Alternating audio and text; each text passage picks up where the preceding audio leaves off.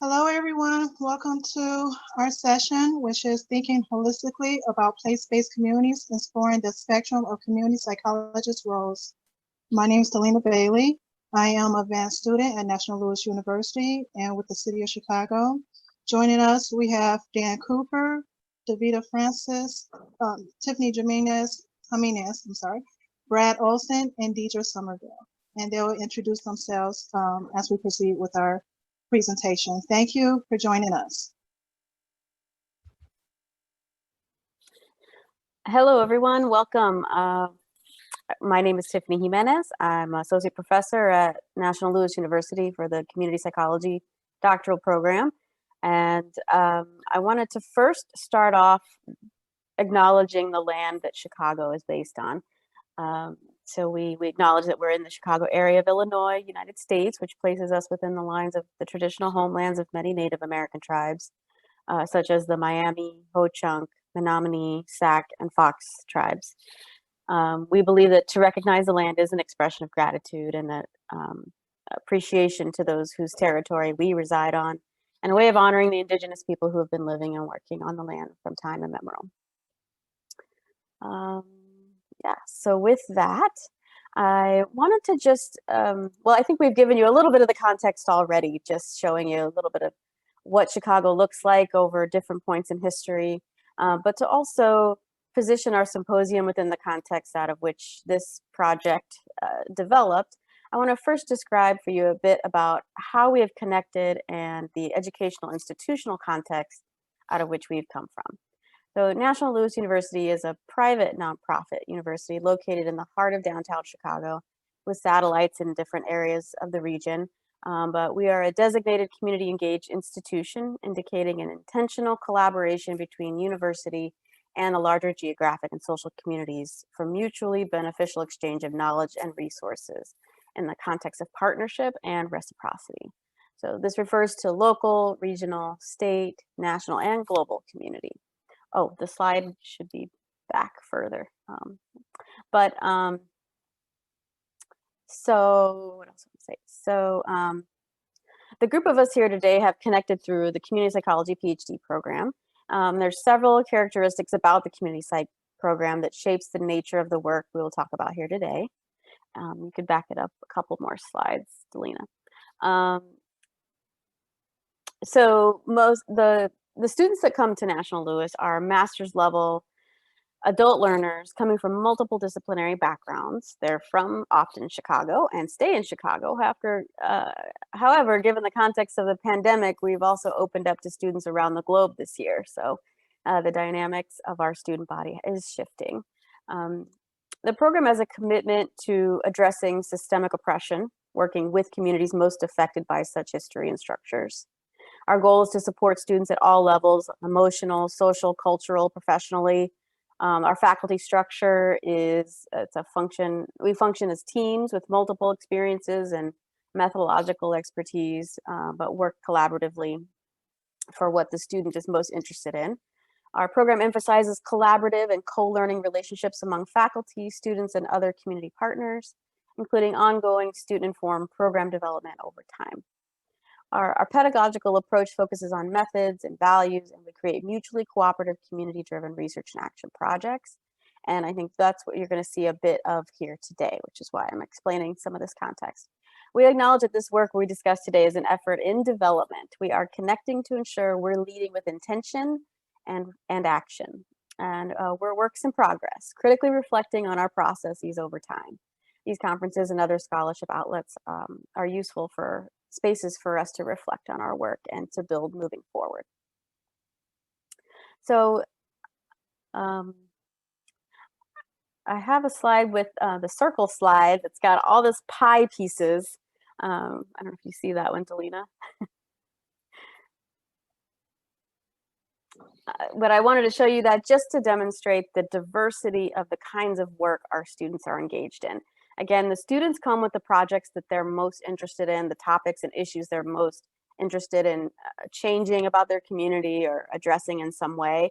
And from this list, you can see that there's a multitude of different topics that we work with, and it's really student driven. And this is just to show that diversity, really. And then from here, I think we also just want to acknowledge the overarching framework of this work. So our program, we hold multiple frames in this work. We acknowledge the long history of the globe and involving dominant ideologies of Euro, Western, and Northern forces of colonization that has privileged specific rationality made globally hegemonic, including control of subjectivity, culture, and knowledge production. We acknowledge that the development of America led to a model of power we know to be as global capitalism, which involves progressive monetization, a view of the world as a market, all forms of control involving exploitation of labor and production, and use of land and people as products distributed as capital. We also know that BIPOC have been detached from the global capitalist economy of power as unpaid labor, and all of that informs the context for the work today. So our overarching framework involves a critical stance from that historical perspective, acknowledging that Chicago has been developed in this process of disenfranchisement, and that we're strengths-based, building on the unique assets of our community social groups. We're liberatory in the sense that we want to increase collective consciousness regarding history, development, power, organizing, collective empowerment via long-term relationship building. And decolonial in the sense that we create and cultivate spaces that are about creation of a better world and the generation of a vision for a world we want to be in. And we do this within our classrooms as much as we can, gatherings, group projects such as these, and do this through the supporting of cultural and emotional safety. So today, I think we've got a few questions that each one of us is going to consider within each of their segments. What are the policies, structures, and institutional parts that need to be challenged? How can or do we mobilize multiple communities to assert agency for the purposes of challenging dominant narratives and creating structural change?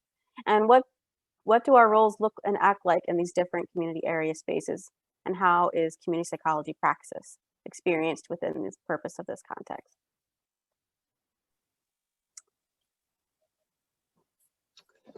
Thank you, Tiffany. I am Dan Cooper. I am not in an academic institution. I'm the Director of Research at what's called the Metropolitan Planning Council, which is a policy change organization think tank located in Chicago. We work on a number of issues such as affordable housing, transportation, and urban planning related topics. I work very closely with a lot of my colleagues here in Chicago at National Louis and elsewhere, and my background is in community psych as well as urban planning. So I'm going to set the context a little bit with the sort of 30,000-foot view to really to help folks understand the long history of structurally racist policies that have created all the challenges that we're facing today, and we as community psychologists or policy professionals are working on with community members. So this map here is a segregation map, and apologies to folks who may not be able to see these colors well, but I'll just explain. The city of Chicago is the boundary in the middle of this county map. The red dots represent clusters of white people, blue dots represent clusters of Black folks, and orange represent Latinx populations. So our city is incredibly segregated, one of the most segregated cities in the entire country. We're the third largest city, and the population is roughly distributed about a third white, Latinx, and Black, according to our census. And we're focusing on West Side communities, shown in the circle, which are predominantly Black. And the population, and the Black population in Chicago has been declining steadily since 1980. We've lost about 400,000 Black residents. All of this points back to structural racism as the root of the drivers of population change. But I'm going to start with this story about redlining, which our federal government in the 1940s, 50s drew maps around different neighborhoods saying, it's too risky to lend here. So there were no dollars flowing for mortgages. Black folks living in these areas that were redlined, where they literally drew a red line around different areas, were not able to receive mortgages for homes. Meanwhile, white families were able to profit off of this. A lot of profiteering happened and asset stripping, where Black folks were taken advantage of in order to achieve home ownership. If they wanted to try to do that, it would go through a private contract. You can see the red, you can see those red lines probably just, vaguely on this map, but in blue, you'll notice that this is where the total dollars for mortgage lending goes, right? So this is a proxy for private investment. The private sector, money is in neighborhoods, not in our study area, the West Side, right? So a lot of it is going to white areas. That's where home values have gone up over decades, allowing families to build wealth, and creating this massive wealth gap that we have today in our city and elsewhere in the country. So this pattern of asset stripping set the stage for all of the challenges we see today. I'm going to talk a little bit about COVID because it's top of mind. I work a lot with policy teams and the mayor's office and other folks on how to respond to COVID. And early on, we knew that the death rate among Black folks in Chicago was many times higher than that of white folks. We know that Latinx populations were more likely to contract the virus. And amazingly, a lot of the conversations early on had to do with why is this? Are there certain health behaviors? Are there certain patterns of things that these populations are doing? In other words, individualizing the problem, ignoring the fact that these structural conditions, whether it was incarceration, whether it was lack of school funding, whether it was lack of access to fresh food, created the conditions, created the pre-existing conditions of COVID. And this map shows people with diabetes. And unfortunately, you can replace this map with just about any other indicator, whether it's health or education, and they look very similar. We set the conditions, we essentially created this tinderbox, and COVID was just the match that lit this tinderbox. So if you fast forward to the next slide. So as a policy professional, I work in a downtown organization. We deal a lot with lawmakers and other civic organizations trying to move policies. And as a professional, there's a real risk of using these just secondary sources of data to tell stories, as if we are the experts and the maps and the data we have can capture and produce the narratives that are appropriate. There's a threat of colonization within that, and so everything we do in our work, we try to work in concert with organizers, organizations, networks within communities that are most impacted by the issues we're talking about. So I'm going to end my portion and pass it off just by noting that the West Side is a rich landscape of organizations and organizers. It's fierce contested territory for a lot of the great mobilizing efforts we're seeing among young people, for greater equity, for shifting resources from criminal justice into health.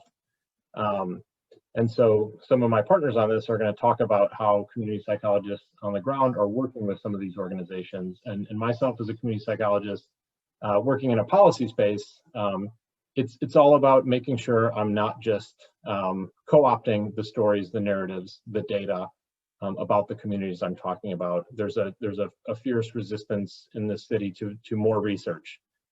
We hear often enough research. We don't need any more research.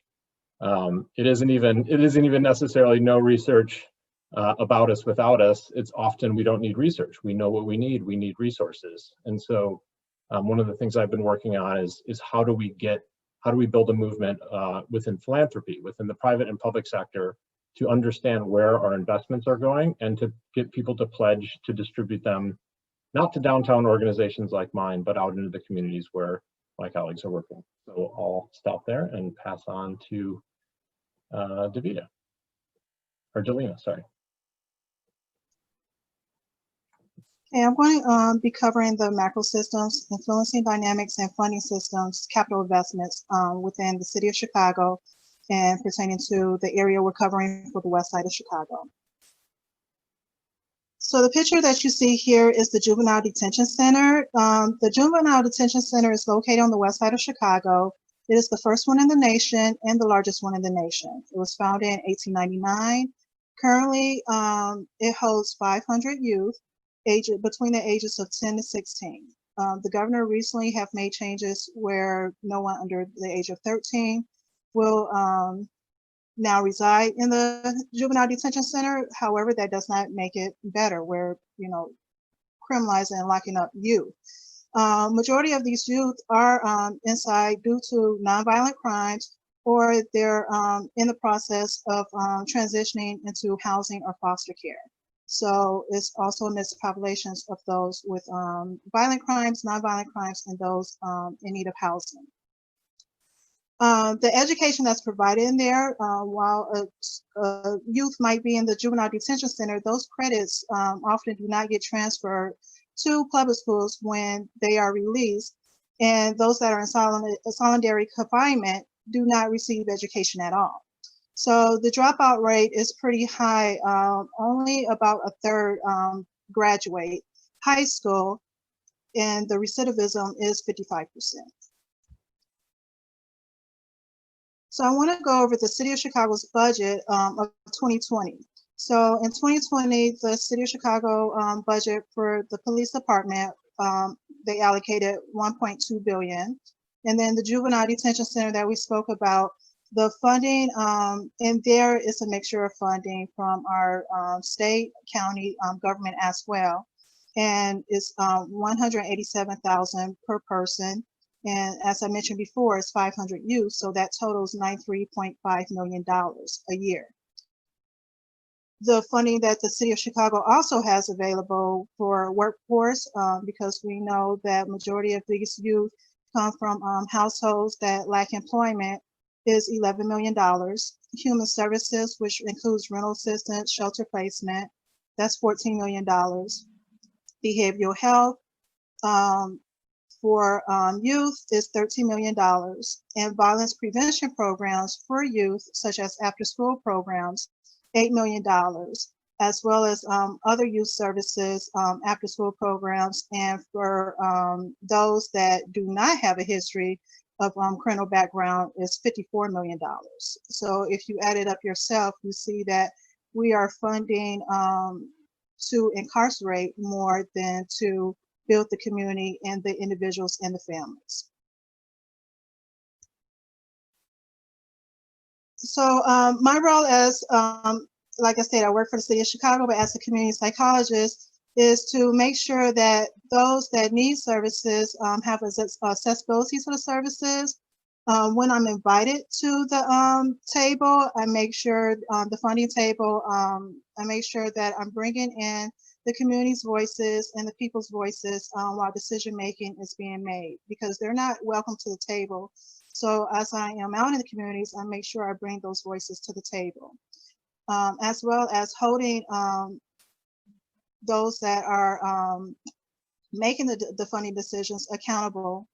And we also fund in the City of Chicago multiple agencies that should be collaborating with one another, because we know that there's an intersectionality of services. So if one is homeless, most likely it's due to employment. So to make sure that those agencies are collaborating with one another instead of working in silos and servicing the individual and the families as a whole. And I've mentioned the type of services previously, such as after-school programs, employment services, rental assistance, and homeless services. And as I get that information out to the people, the slide shows the type of outreaches, such as attending community meetings, which would be support groups, Black clubs, schools, government agencies, and as well as the police department, because we know the funding is there, but they also have non-funded subcommittees, which is faith-based, domestic violence support groups, and youth groups. And so I make sure that I connect them to those funding sources, and they're aware of the fundings, because it's easier to go to those groups to spread the word throughout the area instead of trying to meet everybody one-on-one.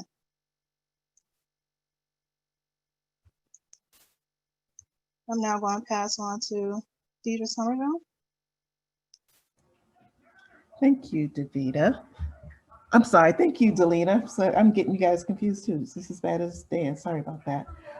So I'm glad that Delina and Dan set that context for what I'm going to discuss, which is the ways that people are using community organizing to build power for themselves and to shift some of the paradigms that defined their communities and define their capacity to work on behalf and to liberate their own communities. Next slide, please.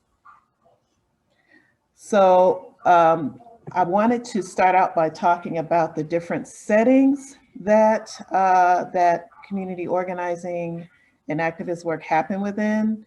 One thing that I found and continue to find is that activism is not only rooted in what we define as direct action, but it's found within various settings because oftentimes the need to get the work done when you do advocate through direct action to support that work, there oftentimes has to be a complementary role or a complementary agenda that advances the advocacy that happens on the streets in various settings.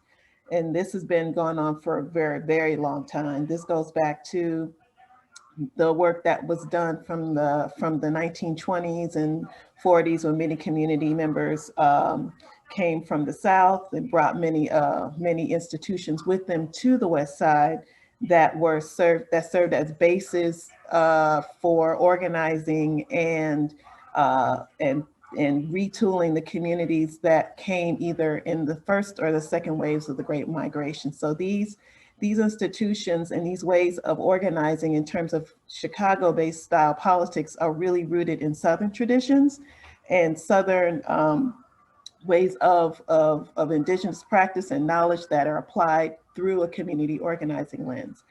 And so, and they look different in different settings, which for me speaks to a lot of Saracen's work and really acknowledging how settings influence and impact how people, number one, relate to their own capacity for agency and relate to their capacity for impact in other areas.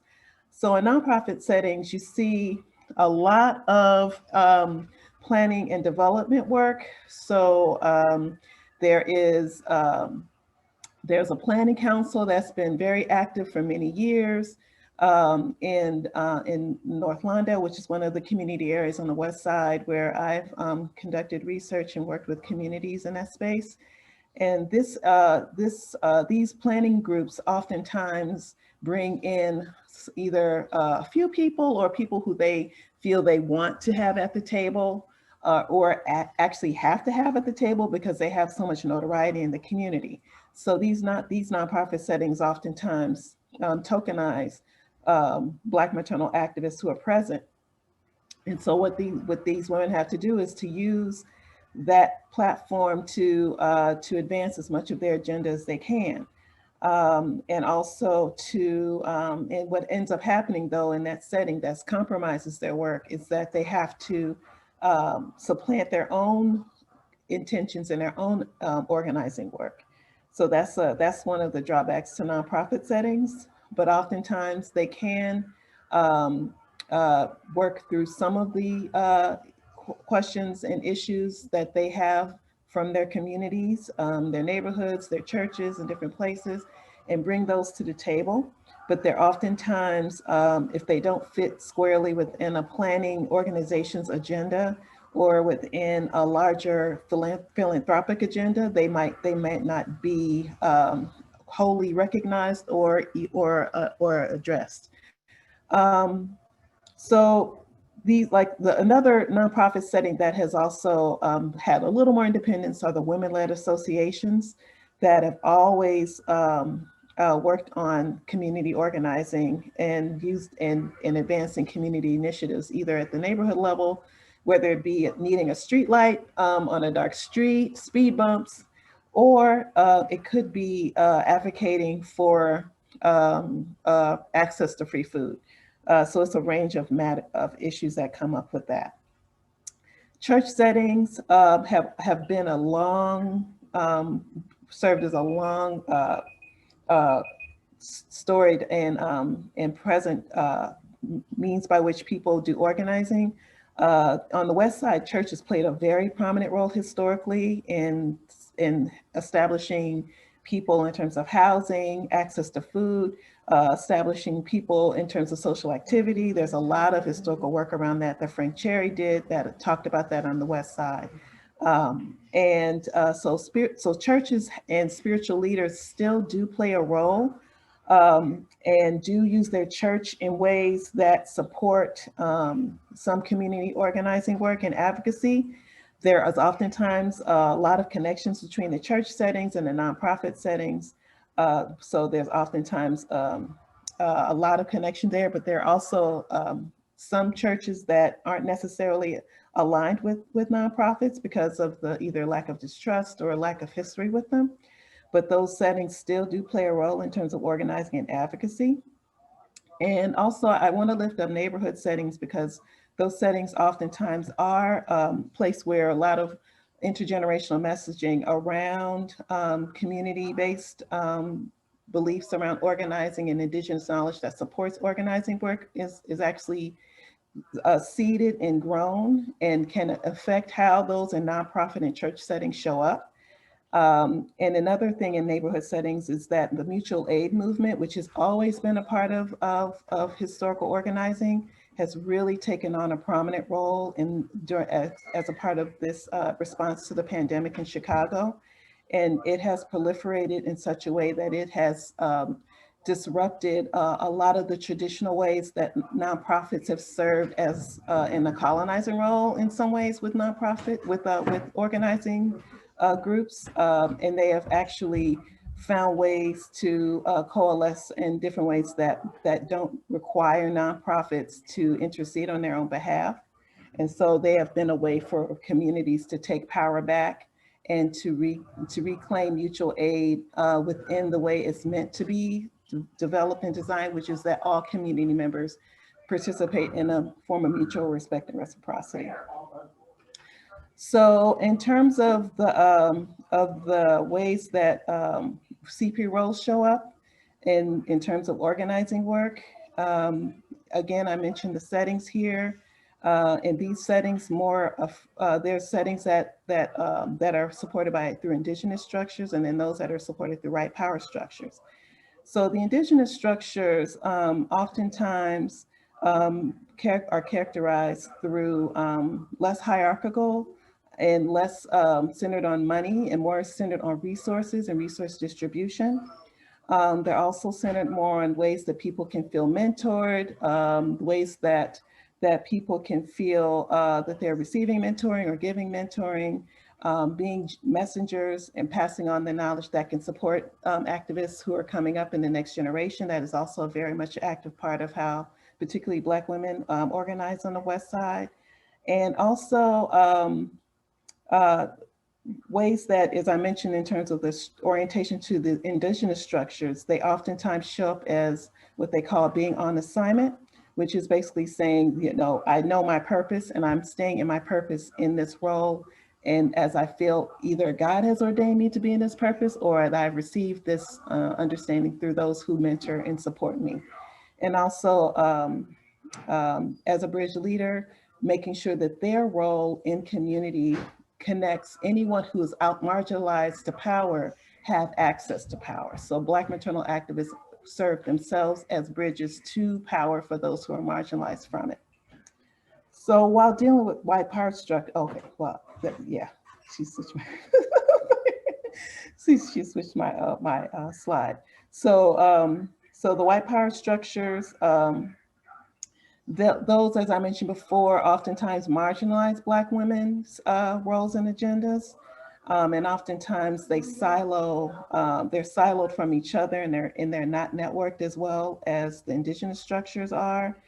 And oftentimes the roles that that control them are from external interests and not within the interest and understanding of being on assignment, which I explained before. So oftentimes when Black women who are organizers in those spaces, they have to temper their own purpose and their own agenda in order to be present. And it's not about what they feel they're on assignment for, it's about what their title is and how that's within a structure that's controlled from someone who's in another power, who has power over their role and how they perform it. So these are, and so in terms of the roles of community psychologists in this role, it's really to make sure that there's an understanding and support for ways that they understand their knowledge and build and sustain their structures within their own communities, and supporting that through our own work as what we call participant conceptualizers, those who are present and understand what those roles are, but don't work to undermine them, but work to understand them and look to support Indigenous knowledge being supported and advanced through the eyes and lens of those who are practicing in that knowledge. You can go to the next slide. So as I mentioned before, social capital oftentimes is seen through these different roles as being connected to either mentors, connectors, navigators, which are those folks who are able to help others as bridge leaders navigate different structures that they may not have access to directly or experience with. And also a resource mobilization, which has been a very powerful tool for mutual aid work to happen and organizing to happen. So those are the different roles that are present for organizers on the West Side. And so with that, we will go to Deidra.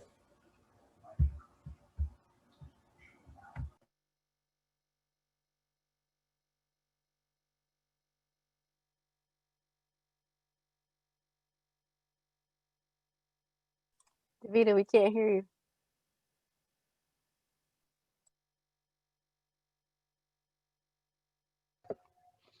I apologize. Can you hear me now? Can you hear me now? Yep. Okay, I apologize. I'm Deidra Francois. I'm a community psychologist, and I'm the president of CABA, Community Assets Builders Association, which was founded over 20 years ago. And we're currently working on developing a community incubator for community psychologists.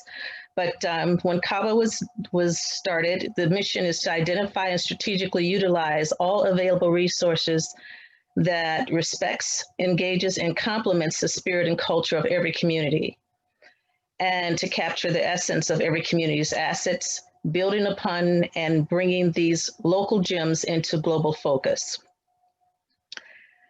Now, I have worked in community economic development for over 20 years, and in both the public and private sectors. And I'm an adjunct professor at National Louis University, teaching in the Masters of Public Administration program, and serve as a subject matter expert on gender, race, and culture in the public sector. And one of my areas of interest has been in microaggressions that exist in public policies, practice, and procedures that impact marginalized communities. As I said, currently we're working on developing we're working on developing an incubator, and this has been the work of CABA and the Community Wellness Institute working together on this. It's called the 619 Collaborative, and hopefully we'll have that facility open the next time the rest of the world opens. And so, looking at the West Side, I call this the West Side, from the playground to higher ground, because having worked in government too for over 15 years, I've looked at what has happened on that side of town. And in Chicago, as we all know, has had its issues with racial strife, and this has gone on for a long time. And so I just put the Ferris wheel up there just for a lighter note, because it was the first Ferris wheel, and in response to Paris's Eiffel Tower. But because we're considered a world-class city, there are other things that have gone completely unaddressed. And as a community psychologist, I consider myself a practicing theorist, because I am one of those adult learners that went through the community psych program at National Louis University. And even though we're taught to interrogate and ask why, because I I went in with a certain level of knowledge, having worked on the ground before. I just felt like, no, I need you to tell me why this is still happening. If we've done all the research over and over again, we've seen it in every language possible, we need to know what's happening, and it's continuing to happening throughout, generations. So from the playground to higher ground, we need to be shifting upward. And when we talk about the West Side, we're constantly talking about the social ills of the West Side. We're talking about what gets funded, but no one talks about how do we alleviate the social ills. I believe that the West Side, those families on the West Side want and require the same things that any other viable community would want and have. After all, they're tax-paying citizens too. So the premise of our work, again, is in identifying what are some of the community assets in every community. And on the West Side, I've struggled to find someone who could tell me that. And with each time this question comes about, they talk about the issues of mass incarceration. We talk about high unemployment. We talk about the opioid crises. We talk about no schooling or schools that are not serving the children there. In fact, a lot of them have closed. But what else is it that the West Side offers? Can we go into the next slide, please? So the Lawndale Christian Development Corporation has been around for a long time. They went into the area where Dr. Martin Luther King lived when he came to Chicago back in the 60s. And where you'll see the link there, I wanted to make sure those links were included so that, later at your leisure, you can go back and click on the link and get more information on the things that I'm talking about here. But even when Dr. Martin Luther King was here, he realized that relationships with government was also, they were fragmented, and they differed depending on what side of town you were on. So the West Side, even though it was not clearly not an affluent area, but he felt safer there because of the families there. And this is a theme that continued to come up. There were families on the West Side. And so it went back to the human capital. Everything always pointed back to the human capital on the West Side. But what are we doing with this human capital? Because obviously it's a resilient group of people. So go into the next one. And I want to say too, it seemed like the more resilient they are, or they've proven to be, the tougher the level of oppression has and has focused on that particular area. And there was a group of community psychologists under the works of the Community Wellness Institute that went into the Lockhart, an organization out there called the Lockhart Organization, which there's a lot of nonprofits on the West Side. And the Lockhart Organization, provided, or they still do provide, the basic needs of members of the community. But we still struggle to find institutions that provided employment with livable wages. So are we putting a Band-Aid on the situation. We'll talk about that a little bit more because we're going to look at another community on the west side that saw that and addressed it right away before they showed up. Next.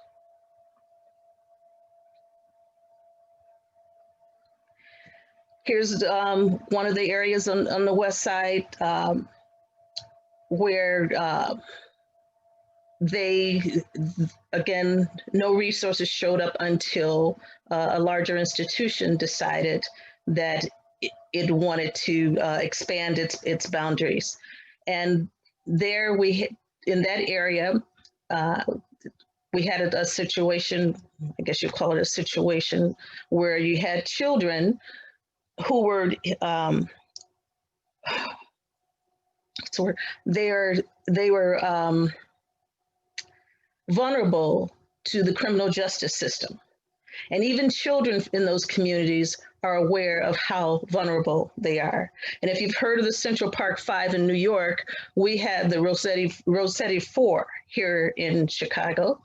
And these children lived in public housing over west as well. And at that time, it was called the Village.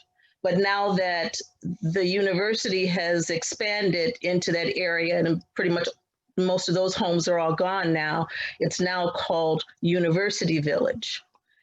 Again, there's a link there that goes to the story of the Rossetti 4, so you'll know a little bit more about them as children. And if schools are not available, schools are closing, and even children recognize how vulnerable they are to the criminal justice system. There's no jobs, and they're not seeing people go back and forth to work, but they're surviving. So then what are they looking forward to? And so I'm looking at some of the broader structures. Where does government show up on their behalf to make sure that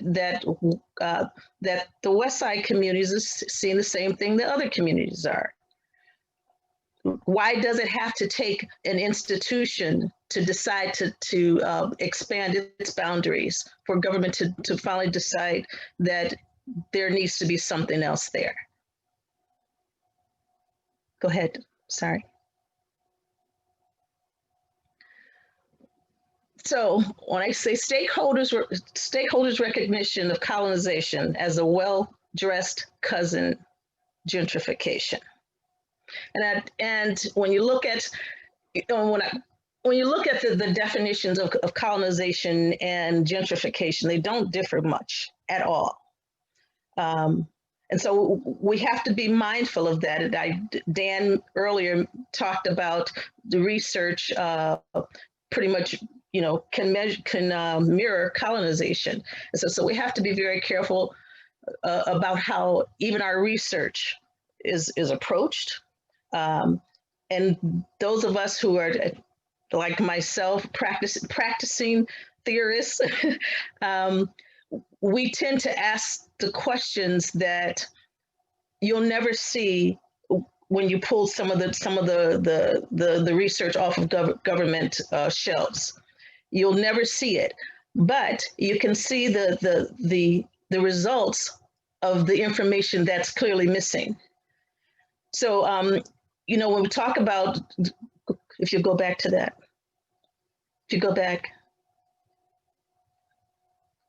okay, I'm sorry. And talking about, I'm going to talk a little bit about how gentrification shows up and how it shows up in renaming communities, slowly renaming communities. And when that happens, that language begins to frame how that community is going to look. And one organization on the West Side, it didn't start out as an organization. It just started out as a group of community members who have a group of community members that got together and realized that the city was coming in and along with developers. And that was and they decided, no, we're going to rename our own community. We're going to, whatever takes place here must come through us. And they got together. Right now, if you ever come to Chicago, you see it on TV or whatever, and you see the United Center, that is the result of the community getting together and making sure that every house that was torn down and family that was displaced they had to build a house for them before that could ever happen. But that is a good example, a good model for most West Side communities. I'm hoping that, just to wind this up, I'm hoping that with our new mayor and her Invest Southwest program, that they will model what has happened in what is called West Haven, because that was direct input from the community, and people were not displaced, and there are jobs there for the people. On the west side of Chicago, we have got to make sure that it is very intentional about bringing jobs into the community. Other than that, it's a cycle of poverty, and we have to move past. We have to move past just talking about social services and social ills, because there is that thing called nonprofit industrial complex. And there is that thing called, just as there is mass incarceration, and there it's that same issue. So anyway, moving forward, go ahead. I'm sorry. Well, next. It says it all right there. Poverty is lucrative, so we have to be conscious of even how we're funding nonprofits and who gets to fund the nonprofits, because those who control the resources control the direction of that community. And so when you've got one community and you've got one foundation that controls all of the everything that goes on in a community, that's something that needs to be questioned. There's a book out called Family Properties by Beryl Satters. She talks about how Black communities were exploited, and it continues to happen that way. But we can move on. So I just want to make sure that you've got that. Anyway, these are Brenda Palms Barber. She is a woman who recognized, she used to run an employment agency.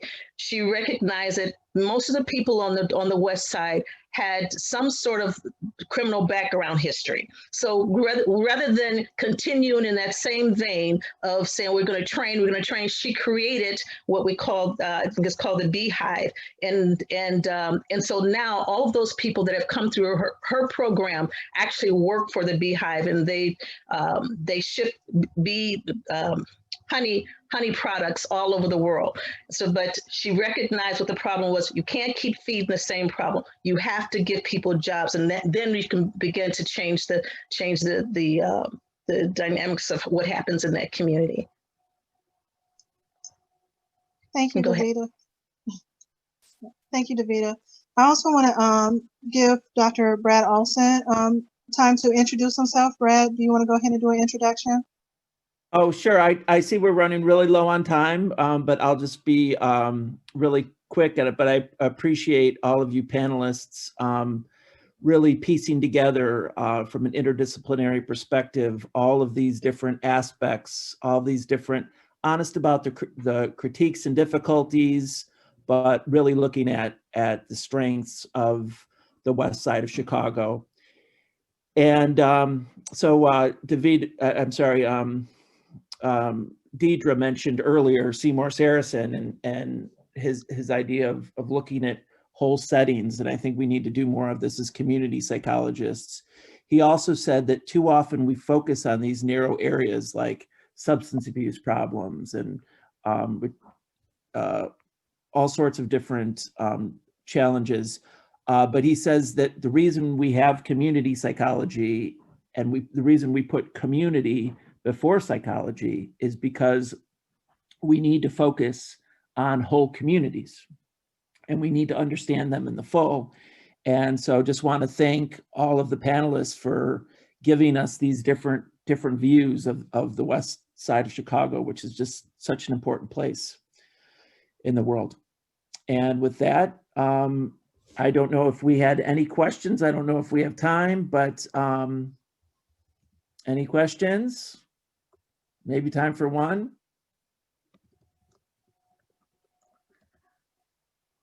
Thank you, Jerry. Absolutely, asset-based approaches to healing and restoration. That's very well said. So, Deidra, you want to answer this one? Claire asks how the Bee Project was funded. Well, I'm not sure how it was funded because it is a for-profit project. And from what I remember, because I met her some years ago when she first started, she has always worked in the for-profit industry. And as I said, she had what do you call it? Employment agency.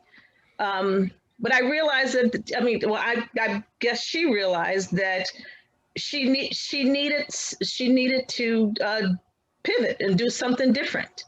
And from there, it's grown. But I don't know how she funded it initially. Yes, I actually can speak somewhat to that. Brenda Palms Barber funded the North Lawndale Employment Network. And that network was able to receive philanthropic dollars.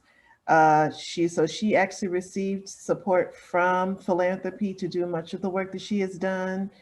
And she has also been able to get some city money through the city that will support her work in workforce development, as well as state and fundraising with individuals and contracts. And so she's had private contracts.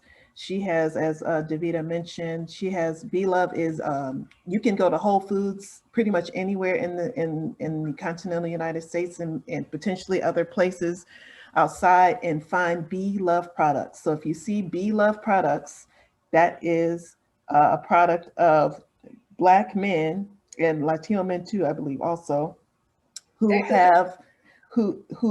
actually learned apiary and harvested and processed those products, honey, soaps, and other skin and wellness products related, all honey related. So if you ever see that, you'll be supporting men in North Lawndale and women to eke out a life for themselves and primarily defenders too. And Yes. primarily folks who have been formerly incarcerated. Yes. So just like Deidra mentioned, all the service that she provides is very little money that the organization received from the city of Chicago out of that $11 million advocated for workforce services. Half of our mental health services and about a quarter of our workforce services have been reduced over the years of the funding. But that is an organization that receives a snippet from the city of Chicago as well. And I can say that when I continue to ask the question about what are some of the community-based assets, no one could really tell me, but it would always go back to the people, and that I thought was amazing. But when it went back to the people, they always talked about the social ills. So how is that an asset when the people are inundated with social ills and we have not moved forward or elevated that conversation? That's a great question to leave us with. And but again, thank you everybody for joining us, and we'll see you around in other sessions.